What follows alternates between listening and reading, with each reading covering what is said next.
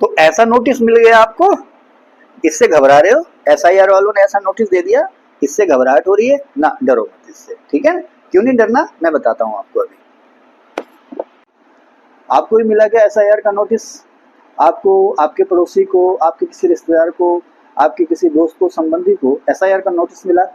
आपको या आपके किसी दोस्त को या आपके किसी मित्र को, परिचित को एसआईआर नोटिस मिलने से घबराहट हो रही है? क्या ऐसा लग रहा है कि एसआईआर नोटिस मिलने का मतलब ये है कि आपका वोट कट गया, ये कट जाएगा? या वोट कटने का मतलब ये है कि कोई आपसे आके आपकी सिटीजनशिप छीन लेगा, नागरिकता छीन लेगा?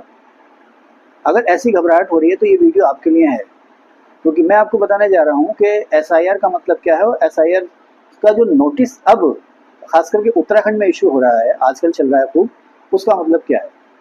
देखें, आपको पता ही है, अभी 1 महीने पहले एसआईआर का काम हुआ, आपने सबने अपने दस्तावेज दिए, फोटो, आईडी वगैरह दी और आपका वोट बन गया, ठीक है ना। लेकिन उसमें ये कहा गया था आपसे कि अभी ये लिस्ट जो है अपलोड हो रही है और इसमें अगर कुछ कमियां होंगी तो एक बार फिर से आपसे आपके कुछ डॉक्यूमेंट्स या आपके दस्तावेज, कागजात मांगे जा सकते हैं। तो वही हुआ है। अब क्या हुआ है कि एक बार जब ऐप पे आपके सारे रिकॉर्ड, आपके सारे कागजात अपलोड हुए तो उसके बाद देखा ये गया है कि कुछ कमियां नजर आई। जैसे कि मान लीजिए आपका नाम है मुकेश कुमार, ठीक हो गया, आपका नाम मुकेश कुमार, आपके पिताजी का नाम सुरेश कुमार। अब पुराने जो दस्तावेज हैं उसमें आपके पिताजी का नाम सुरेश कुमार ना होकर के सुरेश है। पुराने दस्तावेज यानी कि 2003 की जो लिस्ट थी उसमें आपके पिताजी, दादा दादी या नाना नानी या मम्मी पापा का नाम सपोज सुरेश है, इस समय सुरेश कुमार है, या पहले सुरेश कुमार था अब सुरेश है। उसी तरह से मान लीजिए आपके पापा जी या दादाजी का नाम आप जो इस समय अपने डॉक्यूमेंट्स में लिख रहे हैं वली मोहम्मद, और 2003 की लिस्ट में वो नाम था वली अहद। या मान लीजिए इस समय आपका नाम जो है मुश्ताक हुसैन है इस समय के लिस्ट में, या आपने इस समय जो अपने कागज दिए हैं एसआईआर की टीम को, उसमें आपके पिताजी का दादा या दादा का नाम या नाना का नाम क्या है, मुश्ताक हुसैन या मुश्ताक अहमद, कुछ भी कह लीजिए। लेकिन 2003 की लिस्ट में या तो वो नाम पूरा बदला हुआ है, मुश्ताक हुसैन या मुश्ताक अहमद की जगह अली मोहम्मद हो गया है, या फिर मुश्ताक अली, मुश्ताक अहमद, मोहम्मद मुश्ताक, सैयद मुश्ताक, इस तरह से लिखा हुआ है। कहने का मतलब ये है कि 2003 की लिस्ट जो आपने दी थी उसमें और आज जो आपने डॉक्यूमेंट्स दिए हैं या आज की जो आपकी वोटर लिस्ट है उसमें आपके या आपके मम्मी पापा के नाम में कोई गड़बड़ी हो गई। गड़बड़ी का मतलब कुछ चेंज आ गया, जैसे सीता की जगह रीता हो गया, या सीता कुमारी की जगह सीता देवी हो गया, है ना। इस तरह की दिक्कतें आ गई। सबसे ज़्यादा जो दिक्कतें आ रही हैं ये आ रही है एक चीज़। दूसरी जो दिक्कत आ रही है वो ये आ रही है, मैंने जो देखा कि आपने नाम सुना होगा, जो लोग कम पढ़े लिखे हैं, आम भाषा में बता दूं, एसआईआर की टीम ने कहा मैपिंग मैपिंग मैपिंग। मैपिंग का मतलब मेल, मैपिंग का मतलब है मेल, मिलान, आपके कागजातों का मिलान, आपके संबंधियों का मिलान। कहने का मतलब यह है कि आपके जो मम्मी पापा, दादा दादी या नाना नानी हैं वो उत्तराखंड से ही थे या कहीं और से थे ना। उत्तराखंड से या कहीं और से थे इसका मतलब ये नहीं है, उसका मतलब ये है कि भारत के ही हैं, किसी और देश से आए हुए तो नहीं है। समझ रहे ना, भारत से ही हैं वो। अब भारत से हैं तो कहीं ना कहीं किसी ना किसी दस्तावेज में उनका नाम जरूर होगा। तो अब जैसे उत्तराखंड में एसआईआर हुआ तो उसमें मैपिंग की बात हुई, मैपिंग की बात हुई तो आपसे कहा गया भाई डॉक्यूमेंट्स लेकर के आओ, आपने ला करके दे दिए। अब हुआ ये कि मान लीजिए मैं जो हूँ, हम 7 भाई बहन हैं। कितने भाई बहन हैं? 7 भाई बहन, ठीक हो गया, कितने? 7 भाई बहन हैं हम। तो 7 भाई बहन हो सकते हैं नॉर्मली, लेकिन अब हुआ ये कि किसी के 7 बेटे हैं, ये 7 बेटियां हैं, ध्यान रखना, 7 बेटे हैं या 7 बेटियां हैं। तो वो भाई बहन अलग हुआ और बेटा अलग और बेटी अलग हुआ। अब मान लीजिए किसी के 7 भाई बहन या 7 बेटियां हैं, उसने कहा 6 या 6 से ज्यादा, 6 या 6 से ज्यादा, 6 है या 7 हैं। तो अब अगर एक ही पिता की 6 पुत्र या 6 पुत्रियां हैं, 6 बेटे या 6 बेटियां हैं, तो उसे भी नोटिस चला गया। नोटिस जाने का मतलब ये है कि जो आपने, मैंने बताया ना मैपिंग या मिलान, मान लीजिए मैं हूँ, हम लोग 6 भाई बहन है, कोई दिक्कत नहीं। हमारी जो 6 भाई बहनों की मैपिंग हुई है हमारे पिता श्री मुश्ताक हुसैन के नाम से हुई है, कोई दिक्कत नहीं। लेकिन अगर हम 6 भाई हैं या अलग 6 बहनें, तो अकेले 6 बहनों के पिता का एक ही नाम मिल रहा है या 6 भाइयों के पिता का एक ही नाम मिल रहा है, तो उनको भी नोटिस आया। कि भाई आके हमें बता दो कि कहीं ऐसा तो नहीं है धोखे से या जानबूझ करके आपका जो मेल पिता से या आपकी जो मैपिंग हुई है वो गलत हो गई है। तो उसमें भी आपने नहीं घबराना है, आपने अपने पिताजी का या अपना किसी का रिकॉर्ड जाके दिखा देना कि भाई ऐसा नहीं है, गलती इसमें कुछ नहीं है, हम एक्चुअली या दरअसल या वास्तव में हम अपने पिता के 6 बेटे या 7 बेटे 8 बेटे हैं। देखिए अब तो खैर हम लोग छोटी फैमिली में हम लोगों का जोर चल रहा है, लेकिन आज से 30 40 50 साल पहले अगर किसी के 6 बेटे हैं तो ये कोई बहुत ताज्जुब की बात नहीं थी, या 7 बेटियां हैं तो कोई बहुत ताज्जुब की बात नहीं थी। 8 बेटे या 9 बेटियां भी हो जाया करती थी, समझ रहे ना। 9 बहनें हैं तो एक भाई है उनका, समझ रहे ना, या 8 भाई है तो एक बहन है उनकी। तो दूसरी जो कंडीशन आ रही है तो इसमें भी आपने नहीं घबराना। अच्छा, तीसरी बात यह है, मेरे पास फ़ोन भी आ रहे हैं, जैसे मान लीजिए कोई बच्ची जो है वो यूपी से ब्याह करके यहाँ आई है, अब उसका यहाँ बोर्ड बना पहली बार, उसका पहली बार बोर्ड बना तो उसकी मैपिंग यानी कि उसके नाम का मिलान होगा, जिस जगह उसका मायका था उस जगह की वोटर लिस्ट से उसका मिलान होगा। मान लीजिए कोई लड़की स्वार से ब्याह के आई गदरपुर में, ठीक हो गया, गदरपुर उत्तराखंड में हो, स्वार जो हुआ यूपी में होगा। अब उसका नाम है कुलसुम निशा, उसका नाम क्या है, कुलसुम निशा सपोज, या उसका नाम है सरस्वती देवी, कुलसुम निशा या सरस्वती देवी कुछ भी हो गया। कुलसुम देवी या सरस्वती देवी सॉरी कुलसुम निशा या सरस्वती देवी के नाम से उसका यहाँ बोर्ड बन गया, ठीक है। अब जब मैपिंग हुई तो उसकी स्वार से हुई, स्वार में जो उसके मम्मी पापा या दादा दादी थे उनके नाम से हुई। अब इस बार जो कुलसुम निशा या सरस्वती देवी के वल्दियत या उसके माता पिता का जो नाम लिखा गया है, पिता का या दादा का जो नाम लिखा गया है, सपोज सरस्वती देवी के पिता का नाम है सुरेश सिंह, नरेश सिंह या चौधरी जोरावर सिंह, ठीक है साहब, चौधरी जोरावर सिंह लिखा गया नाम। अब जब यूपी के नाम से उसकी मैपिंग हुई, उसके मायके से, मायके की जो वोटर लिस्ट से उससे जब मैपिंग हुई तो उसमें चौधरी हट गया, खाली जोरावर सिंह है, या चौधरी भी जुड़ा हुआ है, जोरावर भी जुड़ा हुआ है, सिंह हट गया, नाम में कोई हेरफेर हो गया।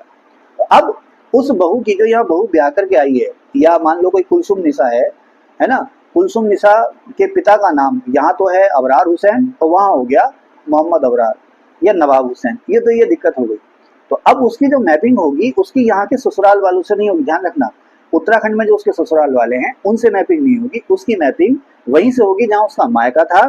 उसके अब उसके पिता, जैसे मान लो पिता का नाम क्या है, अबरार अहमद, आपने यहाँ दावा किया आपके यहाँ पिता का नाम है अबरार हुसैन सपोज, और पीछे जो आपका मायका था वहाँ के कागजों में, वहाँ की वोटर लिस्ट में नाम था उसका अबरार अहमद, आपके पिता का।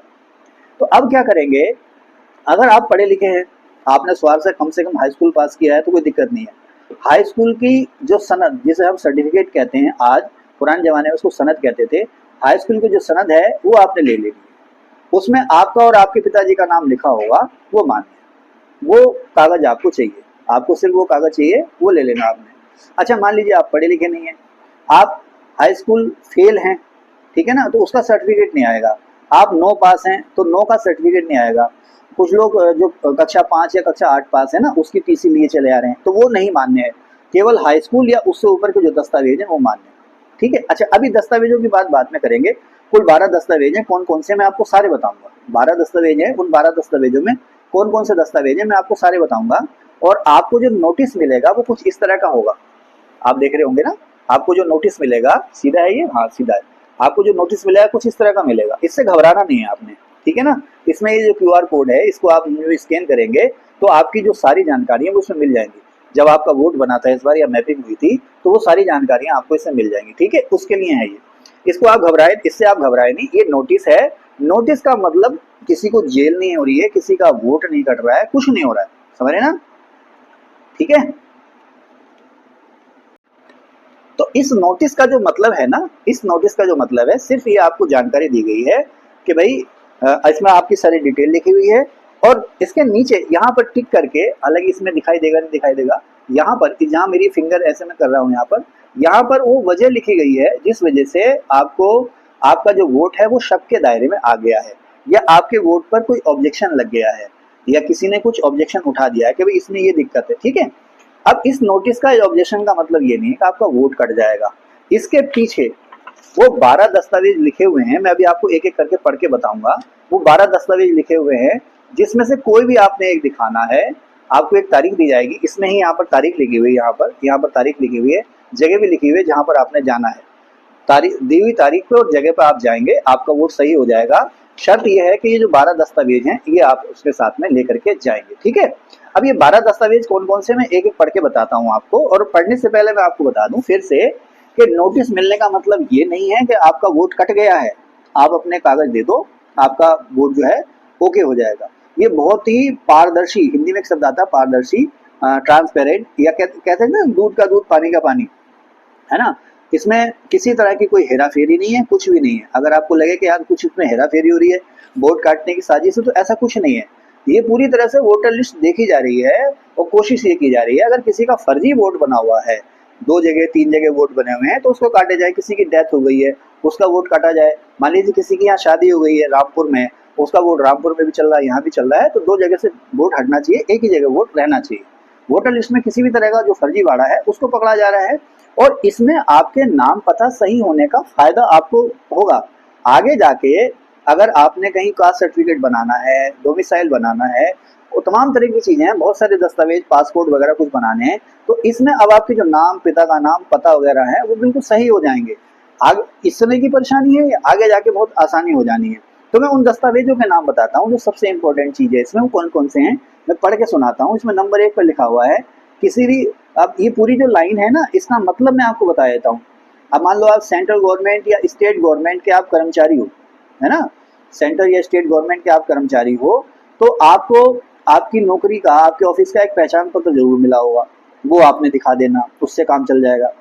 या मान लीजिए आप पेंशन पा रहे हैं, सरकार से आप पेंशन पा रहे हैं, सेंट्रल गवर्नमेंट या स्टेट गवर्नमेंट से आप पेंशन पा रहे हैं, तो आपकी पेंशन की पासबुक जरूर होगी, पेंशन का पहचान पत्र जरूर होगा, वो आप दिखा दें। अच्छा, एक चीज मैं आपको बता दूं कि इसमें आयुष्मान हेल्थ कार्ड, मतदाता पहचान पत्र जिसे कहते थे, वोटर आईडी, आधार कार्ड, ये नहीं चल रहे। Aadhaar card, voter ID, Ayushman card, ये आमतौर पर सभी के पास हैं, ये नहीं चल रहे हैं, ठीक है, समझ लेना मेरी बात।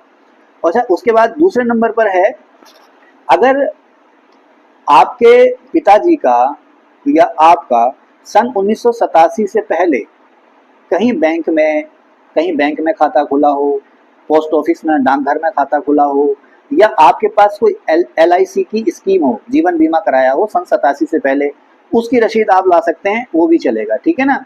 या कोई सरकारी कंपनी हो जिसमें आप काम करते हैं, आप करते हैं नहीं, मान लो रिटायर हो गए, करते थे, उसका कोई ना कोई आपको सैलरी आती होगी, है ना, आपका कोई फंड वगैरह कटता होगा, उसका कोई ना कोई पहचान पत्र आपके पास जरूर होगा, वो आप दिखा सकते हैं, उससे भी आपका काम चल जाएगा, ठीक है ना।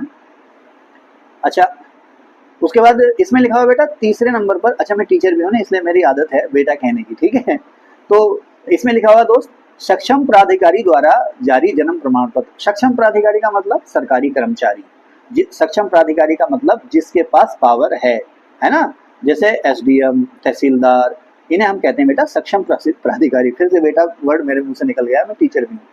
तो जन्म प्रमाण पत्र, अब बर्थ सर्टिफिकेट कौन देता है, मान लो जिस अस्पताल में आप पैदा हुए उस अस्पताल का डॉक्टर आपको बर्थ सर्टिफिकेट देगा। तो अब खैर जो नए लोग आ रहे हैं उनके पास, लगभग सभी के पास बर्थ सर्टिफिकेट हैं, तो अगर जन्म प्रमाण पत्र है अस्पताल का वो भी चल जाएगा। पासपोर्ट आजकल ज़्यादातर लोगों के पास वो है, तो वो भी चल जाएगा। इसके अलावा आपके पास कम से कम हाई स्कूल और inter, BA, BSc, BCom, graduation, post graduation, जो भी दस्तावेज है आपके पास वो भी चल जाएंगे। अगर अगर आप पहाड़ में रह रहे हैं ना, तो आपको कोई फॉरेस्ट डिपार्टमेंट ने कोई कागज दिया हो, वन अधिकार प्रमाण पत्र कहते हैं, मैदानों में तो ये नहीं है, पहाड़ों पे हो सकता है किसी के पास। फिर अगर आपने कभी OBC SC जाति प्रमाण पत्र कहते हैं ना, OBC SC ST का सर्टिफिकेट अगर बनवाया है आपने, पिछड़ी जाति का, अनुसूचित जाति या जनजाति का सर्टिफिकेट आपने बनवाया है, तो वो भी इसमें मान्य है, वो भी इसमें चल जाएगा। या आपने स्थायी निवास बनवाया हो तो वो भी इसमें चल जाएगा। स्थायी निवास, एक मिनट रुकिएगा, OBC SC ST या कोई भी जाति प्रमाण पत्र ना, डोमिसाइल नहीं है इसमें, स्थायी निवास नहीं मानने इसमें, केवल OBC SC ST या कोई और जाति का प्रमाण पत्र आपने बनवाया हो। बहुत पहले अल्पसंख्यक प्रमाण पत्र बने थे, वो भी इसमें मान्य होना चाहिए। इसमें सीधा सीधा लिखा नहीं है अल्पसंख्यक प्रमाण पत्र, इसमें लिखा कोई भी जाति प्रमाण पत्र, वो भी चलेगा। इसके अलावा जिस स्टेट में राष्ट्रीय नागरिक रजिस्टर हो वो भी चलेगा, उत्तराखंड में ये है ही नहीं, है ना। फिर ये कह रहा है, इसमें सबसे जो आम ये खास चीज है 10वें नंबर पर, आप कान खोल कर सुन लीजिए, घबराइए नहीं, इसमें लिखा हुआ किसी भी विधिक या प्रशासनिक विनियम के तहत सरकारी अधिकारियों द्वारा रखा गया परिवार रजिस्टर। इसका मतलब कुछ नहीं है, नगर पालिका और ग्राम पंचायत, नगर पालिका नगर निगम या नगर पंचायत में ईओ के पास और ग्राम पंचायत में ग्राम प्रधान और सेक्रेटरी के पास एक फैमिली रजिस्टर या परिवार, वो आप ले लें। अच्छा, अभी आज मुझे पता नहीं था, तो मुझे ये पता चला कि परिवार रजिस्टर की जो नकल मिलती है वो कम से कम 3 दिन में मिलती है। तो आप अगर मेरी वीडियो देख रहे हैं तो इसी समय आप ऑनलाइन जो है अपने परिवार रजिस्टर की नकल के लिए अप्लाई कर दीजिए, ताकि तीसरे दिन आपको मिल जाएगी, क्योंकि ये इसी महीने चल रहा है। जैसे जिस जगह मैं काम कर रहा हूँ, मेरे गाँव में जहाँ पर SIR का काम हो रहा है, तो 5 तारीख को उन्होंने बुलाया सबको, तो आज है 30 तारीख, तो बन जाएगा। पता चला आपको उसी दिन, जिस दिन आपको जो है कि टाइम दिया हुआ था, उसी दिन आपको पता चला, तो अब कहाँ से बने आपका सर्टिफिकेट, तो दिक्कत हो जाएगी ना। तो परिवार रजिस्टर आमतौर पर सभी के पास, परिवार रजिस्टर में, जहाँ परिवार रजिस्टर हर गांव में, हर शहर में होता है, उसमें हर परिवार का ब्यौरा दर्ज होता है, परिवार किसके मेंबर कितने हैं, किसका जन्म कब हुआ, और अगर किसी की मृत्यु हो चुकी है तो उसमें मृत्यु का वर्ष भी लिखा हुआ होता है ना। उसकी नकल ली जाती है, उसे कहते हैं बेटा परिवार रजिस्टर की नकल। तो वो नकल आप ले सकते हैं, वो मान्य है। वो ये बहुत इजी है, अगर किसी के पास कोई डॉक्यूमेंट नहीं है तो सबसे इजी जो है वो परिवार रजिस्टर की नकल है, ठीक है। इसमें फिर लिखा हुआ सरकार द्वारा जारी कोई भी भूमि ऑब्लिक मकान आवंटन प्रमाण पत्र। तो इसका मतलब पता है क्या है? जैसे किसी जमाने में इंदिरा आवास योजना चलती थी, अब प्रधानमंत्री आवास योजना चल रही है। तो आपको अगर आप शहर में रहते हो या आप गांव में रहते हो, तो अगर आपको सरकार की तरफ से मकान मिला है तो उसका कोई सर्टिफिकेट जरूर मिला होगा उस मकान का। अगर उसमें आपका नाम है तो वो भी चलेगा। इसके अलावा पुराने ज़माने में पट्टे मिला करते थे ज़मीन के, अब तो खैर कम ही मिल रहे हैं। तो ज़मीन का पट्टा अगर आपको मिला है तो उसमें भी आपका नाम होगा। अब इसमें लिखा सरकार द्वारा जारी कोई भी भूमि ऑब्लिक मकान आवंटन प्रमाण पत्र।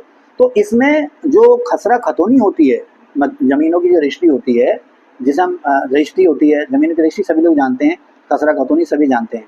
ये चलेगी या नहीं चलेगी, ये आप अपने पटवारी से पूछना, जो आपके आसपास के पटवारी हों या आपके गांव के सेक्रेटरी हों, उनसे पूछना, किसी और से मत पूछना, किसी और को कुछ नहीं पता है इसमें, ठीक है।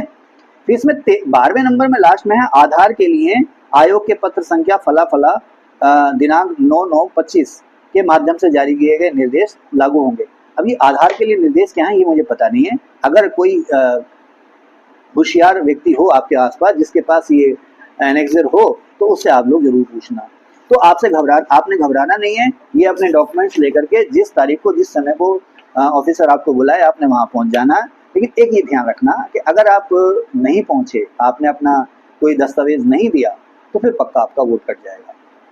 तो आपको अपना अगर वोट बचाना है तो ये जिम्मेदारी आपकी है, ठीक है, ओके। अगर आपको ये वीडियो अच्छा लगा हो तो अपने सभी दोस्तों और रिश्तेदारों को भेजिए, और अगर हो सके तो प्लीज़ हमारे चैनल को लाइक भी कीजिए, शेयर भी कीजिए, सब्सक्राइब भी कीजिए।